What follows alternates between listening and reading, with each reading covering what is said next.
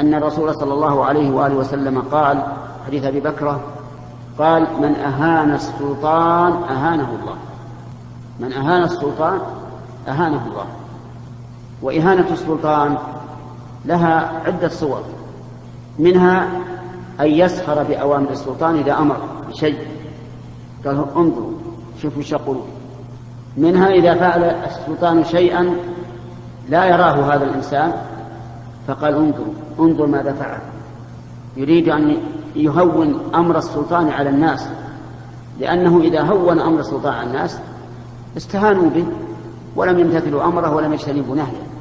ولهذا يكون الذي يهين السلطان بنشر معايبه بين الناس وذمه والتشنيع عليه والتشهير به يكون عرضة لأن يهينه الله عز وجل، لأنه إذا أهان السلطان بمثل هذه الأمور تمرد الناس عليه فعصوه، وحينئذ يكون هذا سبب الشر فيهينه الله عز وجل. فإن أهانه في الدنيا فقد أدرك عقوبته، وإن لم يهنه في الدنيا فإنه يستحق أن يهان في الآخرة والعياذ بالله، لأن كلام الرسول حق: من أهان السلطان أهانه الله، ومن أعان السلطان أعانه الله، لأنه أعان على خير وعلى بر.